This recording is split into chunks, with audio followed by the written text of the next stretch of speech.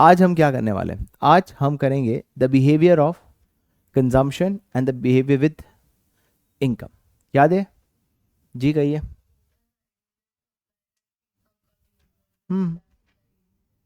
तो मैं वो कहाँ करा रहा हूँ, उसके आगे वही तो करा रहा हूँ। आज हम क्या पढ़ने वाले हैं? बिहेवियर। किसका बिहेवियर? कंजम्पशन का इनकम के साथ, सेविंग्स और इनकम के साथ। आज हम इस बिहेवियर से शुरू करेंगे, बट उसके पहले अब से याद रखना AD will always be equals to what? C plus I। और I को आपने क्या ले लिया है? ऑटोनॉमस, मतलब कांस्टेंट। तो AD का बिहेवियर कैसा रहेगा? जैसा C का बिहेवियर है। इसको समझ लो एक दो गाड़ी लेके, एक गाड़ी है पीछे AD, ये एक स्टेयरिंग खींचने वाली रॉड, और ये है C, और इनके बीच में जो खींचने वाली रॉड है इसको बोलते हैं I। इसको इस तरह से समझो, मतलब AD किस तरह से बिहेव करेगा? जैसे जैसा कंजम्पशन, क्योंकि बाकी सारे फैक्टर्स को मैंने क्या ले लिया है? कांस्टेंट। तो अगर कंजम्पशन राइट जाएगा तो AD भी राइट, मतलब कहने का मतलब कंजम्पशन बढ़ेगा तो डिमांड भी बढ़ेगा, कंजम्पशन घटेगा तो डिमांड भी घटेगा। पर क्या दोनों ये एक हो सकते हैं? क्योंकि इनका गैप हमेशा कांस्टेंट रहेगा, विच इज I। समझे? क्या समझ नहीं आया? बोल क्या? मैंने ये बोला कि कंजम्पशन का जो बिहेवियर होगा वैसे ही AD का बिहेवियर होगा, क्योंकि AD अब खाली एक ही फैक्टर पे डिपेंडेंट है, और वो कौन सा है? कंजम्पशन। चलिए, अब हम करने वाले हैं इस चैप्टर का सबसे important question, that is behaviour of consumption and income and the behaviour of savings and income. ध्यान से सुनना, पहले लाइन बना लेते हैं।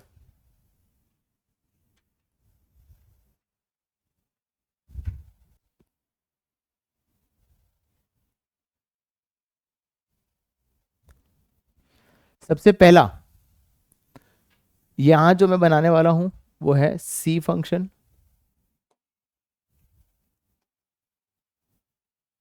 और यहां पे जो बनाने वाला हूं उसे मैं क्या बोलता हूं? S function. ये होता है कंजम्पशन का y एक्सिस को डिनोट करेगा, और x एक्सिस में हमेशा क्या डिनोट होगा? इनकम। यहाँ पे सेविंग्स और यहाँ पे इनकम। क्लियर? तो हम क्या पढ़ रहे हैं बताइए? Behaviour of consumption with income and second behaviour of savings with income. Is that clear? ध्यान से सुनना, पहला लाइन ऑफ रेफरेंस, याद है हमने AD में भी पढ़ा था। तो लाइन ऑफ रेफरेंस कौन सी लाइन होती है? जो एक 45 डिग्री लाइन है, और ये लाइन हमें क्या डिनोट करेगा बताइए? AD is always C is equals to Y, क्योंकि यहाँ पे C और Y है। तो ये रेफरेंस लाइन है, और ये रेफरेंस लाइन बताता है कि कंजम्पशन और इनकम अगर इक्वल होते तो लाइन कैसी बनती बताइए? 45 डिग्री लाइन। क्या एक्चुअली पॉसिबल है? ऐसी नहीं, सिर्फ ये एक रेफरेंस लाइन कहा जाता है। क्या चीज क्लियर? अब शुरुआत करेंगे जब व्हेन इनकम इज जीरो। तो when income is equals to zero, क्या मेरा कंजम्पशन जीरो होगा? क्यों नहीं? क्यों नहीं? क्योंकि आप कुछ तो कंज्यूम करोगे फॉर योर सर्वाइवल, कुछ तो करोगे ना consumption, right? So there will be minimum consumption. किस पर्पस के लिए बताइए? For survival. Let us assume as 20। तो आप कुछ तो कंज्यूम करोगे फॉर योर सर्वाइवल। पर एक बात बताओ, पैसा लाओगे कहां से? लाओगे कहां से? सेविंग से। पिछले साल की सेविंग, तो कहने से इस साल हमारी सेविंग कहां से शुरू होगा? नेगेटिव। क्योंकि नेगेटिव से शुरू हुआ, क्योंकि हमारी इनकम क्या थी? जीरो। मेरी बात सुनो, income is always equal to या तो कंज्यूम करोगे या तो आप क्या करोगे? यही होगा ना, एक इंसान या तो कंज्यूम करेगा या तो सेव करेगा। अगर आपकी इनकम जीरो है और आपका कंजम्पशन 20 है, तो आपका सेविंग्स कितना होगा? समझ आया? ऑब्वियसली, क्योंकि जितना आप कंज्यूम करोगे उतना आपकी सेविंग क्या ऑलरेडी नेगेटिव में। तो वो लाएंगे कहां से? या तो पुरानी सेविंग से लाएंगे या तो उधार लाएंगे, दोनों को मिला के हम इसको क्या बोलते हैं? Negative saving. क्या बोलते हैं? तो समझ आया ये चीज? तो बताइए, सेविंग की शुरुआत कहां से होगी बताइए? -20। कहां से शुरू होगी? नेगेटिव से। जहां कंजम्पशन पॉजिटिव से शुरू हो रहा है, सेविंग कहां से शुरू हो रहा है बताइए? नेगेटिव। क्या तुम सब देख पा रहे हो? सेविंग कहां से शुरू हो रही है? -20। सर ये सबको समझ आया? मैंने लेंथ बराबर नहीं बनाया, लेंथ बराबर बना लेते।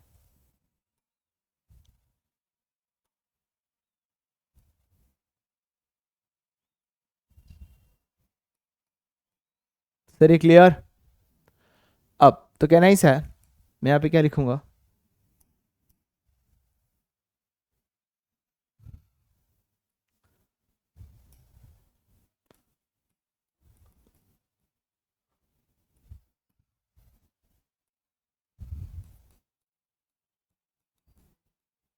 Saving function is a relationship, किसके बीच में रिलेशनशिप है बताइए?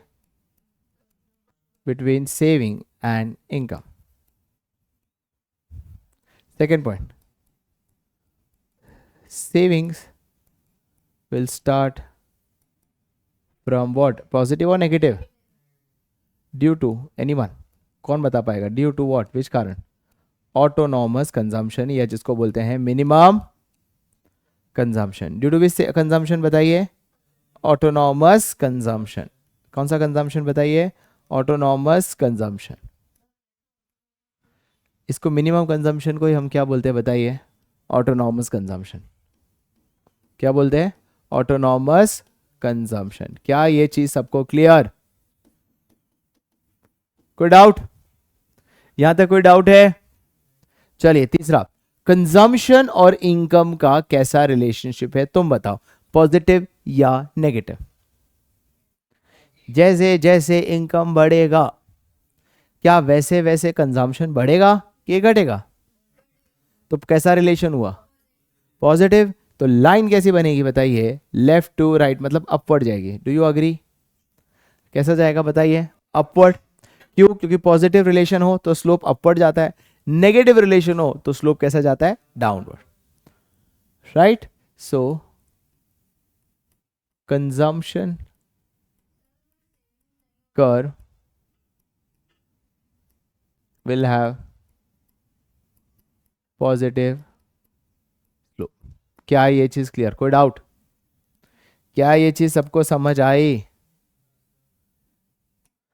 बोल ऋषि। सेविंग्स नहीं है ना? कहाँ है सेविंग्स मेरे पास अभी तक?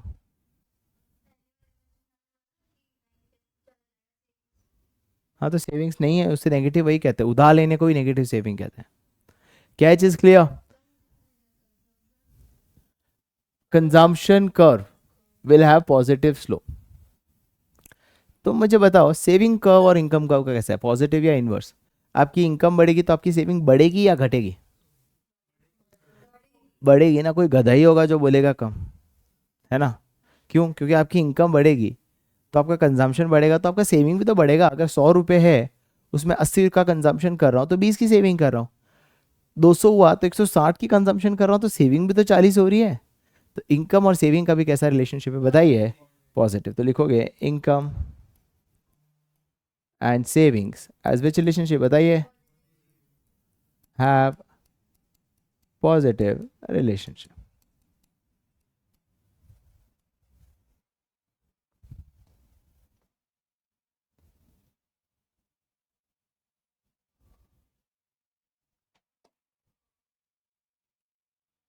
क्या चीज क्लियर?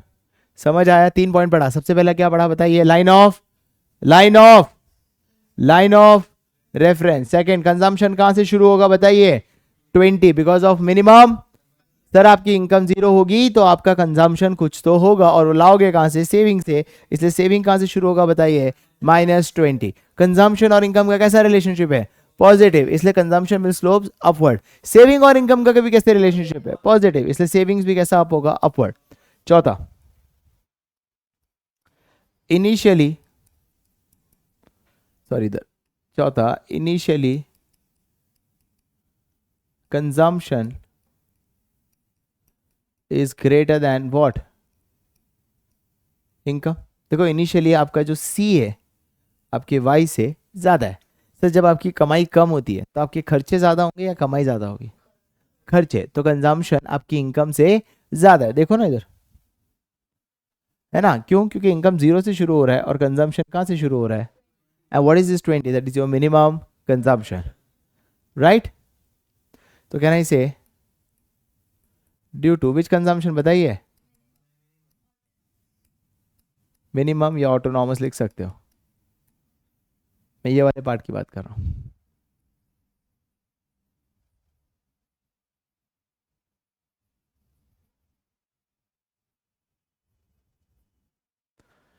एंड कैन आई से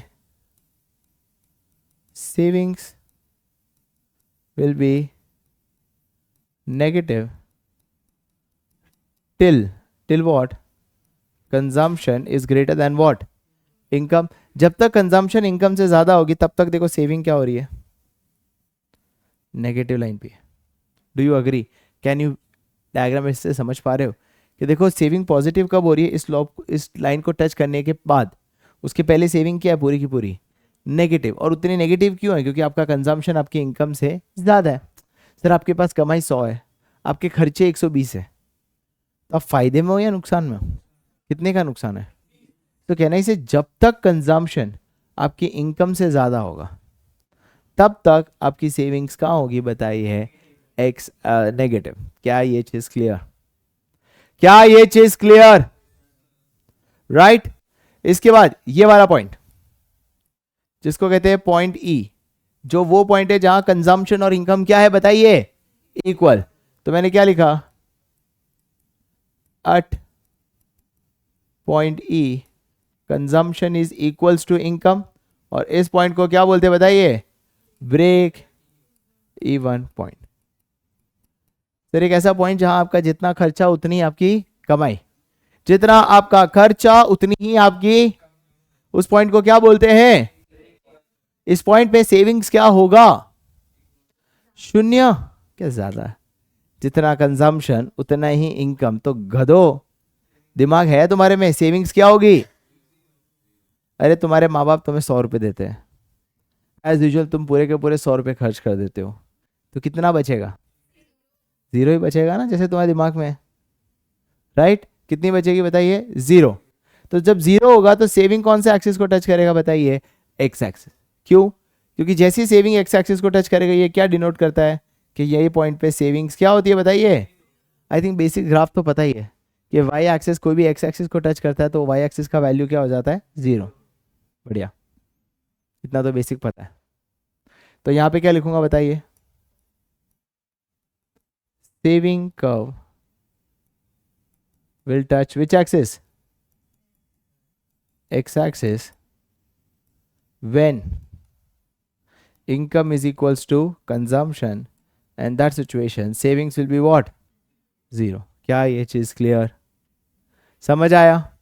और लास्ट स्टेज देखो तो आखिर में इनकम कंजम्पशन से ज्यादा है, दिख रहा है. आखिरी स्टेज पे इनकम कंजम्पशन से, you get high level of income, आखिर में आपकी कमाई तो कंजम्पशन से क्या होगी, ज्यादा.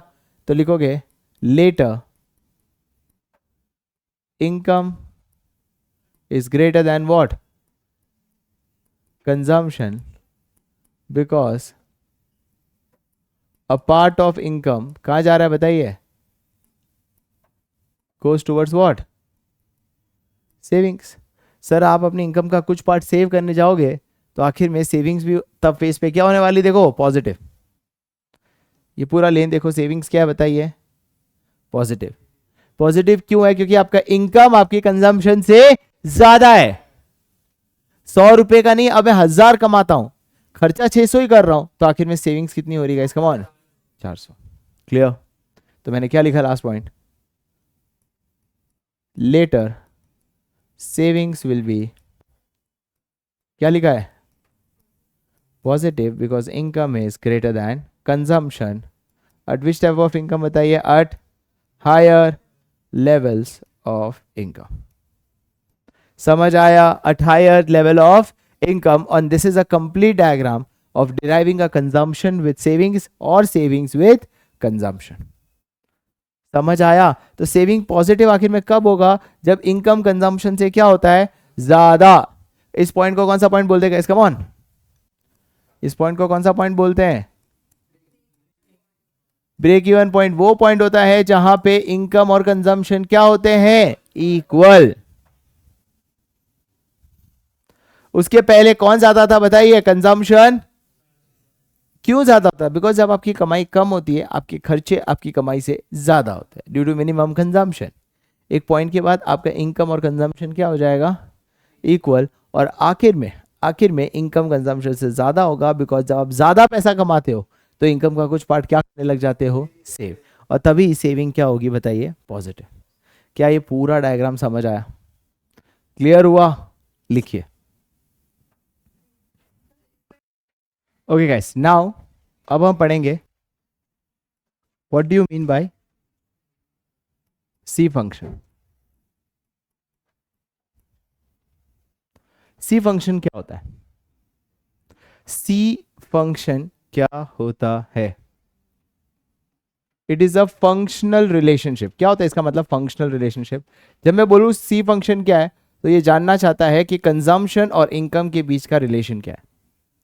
when I say C function, it means it is a functional relationship। किसके बीच में? C और Y। तो आपको C और Y के बीच में जब रिलेशनशिप बताता हूं, जो मैंने ऑलरेडी बता दिया यहाँ पे, तो इसको मैं क्या कहूंगा बताइए? C function. और जब मैंने S और Y का रिलेशनशिप बताया, मैं उसे क्या कहूंगा बताइए? S function. तो मुझे पूछे व्हाट इज C फंक्शन, तुम क्या लिखोगे? It is a relationship between consumption and what is S function guys? It is a relationship between savings and income. Is that clear guys? समझ आया? राइट तो बताइए एस फंक्शन किसके बीच में relationship होगा? एस फंक्शन किसके बीच का रिलेशनशिप होगा? Functional relationship between savings and income. C function is a functional relationship between consumption and income, and saving is a functional relationship. S function is a functional relationship between what? Savings and income. तो ध्यान से देखो, saving की भी straight line है, सी की भी क्या है? Straight line. और स्ट्रेट लाइन का हमेशा क्या होता है बताइए? Linear equation. यह होता है ना, स्ट्रेट लाइन का हमेशा कौन सा होता है? Linear equation. ये सब छोड़ो, सिंपल मैं तुम्हें पूछूं,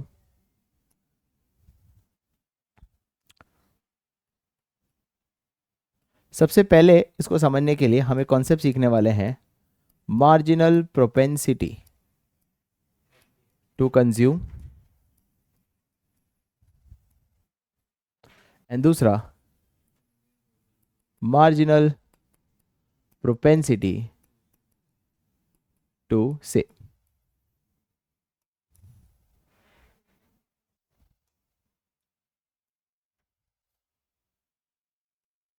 सर क्या डिफरेंस है marginal propensity to consume and marginal propensity to save? मैं एक सवाल पूछता हूँ, लेट्स से पर्सन ए को हर महीने 1,000 रुपये मिलते थे। कितना मिलता था? 1,000। वो 600 खर्चा करता था और 40 सेव करता था, 400 सेव करता था।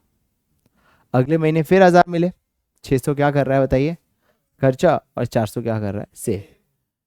तो वो हर बार अपनी इनकम का कितना प्रोपोर्शन कंजम्पशन की तरफ डाल रहा है? 60%। और 40% क्या कर रहा है? सेव। राइट।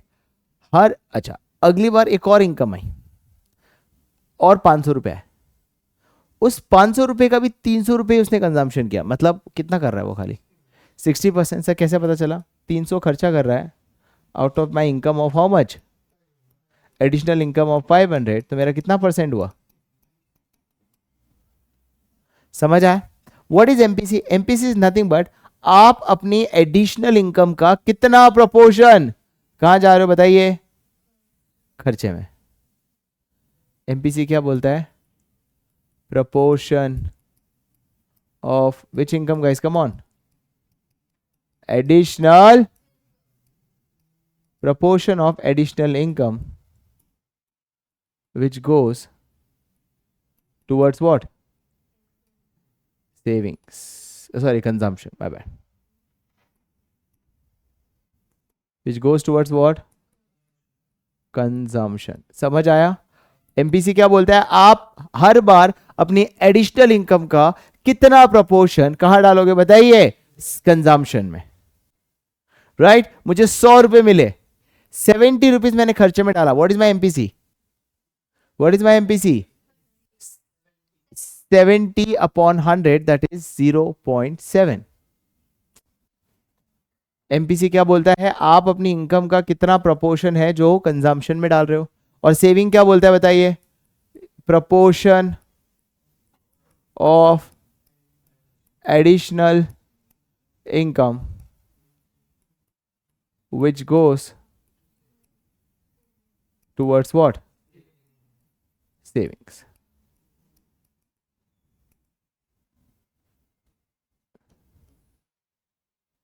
जब आपके पास 100 रुपये थे, मैं 60 खर्चा करता था। 200 रुपये थे, मैं 120 करता था। 300 थे, मैं 180 करता था। 400 थे, मैं 240 करता था। What is my MPC? MPC के एडिशनल इनकम। मेरी एडिशनल इनकम कितने से बढ़ी बताइए? 100 से बढ़ी, क्योंकि 100 से 200 मतलब 100 से बढ़ना। कंजम्पशन कितने से बढ़ना? तो मेरा MPC कितना हुआ? फिर देखो, फिर मेरी इनकम कितने से बढ़ी? 100। मेरा कंजम्पशन कितने से बढ़ा? तो अभी भी मेरा MPC कितना है? फिर मेरी इनकम कितने से बढ़ी? 100। कंजम्पशन कितने से बढ़ा? 60। 0.6। सर क्या ना समझ आया? MPC is a proportion of your additional income which goes towards consumption. And what do you mean by savings वाला? Proportion of your additional income which goes towards saving. Catch is clear? Sir इसका formula क्या हो जाएगा MPC का? Change in C upon change in Y। Consumption में कितना change आया? Because of change in income. यही तो क्या देखो, change in C upon change in Y। फिर से change in C upon change in, फिर से change in C upon change in Y। तो सर क्या मैं सेविंग का लिख सकता हूं? Change in S upon change in Y। Change in S upon change in Y। अब तीसरा पॉइंट मैं समझाऊंगा। तीसरा पॉइंट ये है कि सर ये क्या है? It is a slope of C function और ये स्लोप ऑफ S फंक्शन। क्या बात कर रहे हो sir? Slope of S function? हाँ। स्लोप क्या होता है? किसी भी लाइन का फॉर्मूला होता है स्लोप का, change in Y upon change in X। यहाँ पे चेंज इन Y कितना है? Change in C। और चेंज इन X कितना हुआ? Y है ना, X एक्सिस पे। चेंज इन Y, जिसे को हम बोलते थे MPC। MPC का फॉर्मूला क्या है? Change in C upon change in Y। Sir इधर देख लो, स्लोप का फॉर्मूला क्या होता है? Change in Y upon change in X। Y axis पे क्या है बताइए? तो चेंज इन S अपॉन, और X एक्सिस पे क्या है? इनकम। Y मत ले लेना डोपो। X एक्सिस पे क्या है? इनकम। और इनकम को हम कैसे डिनोट करते हैं? Change in Y। समझे?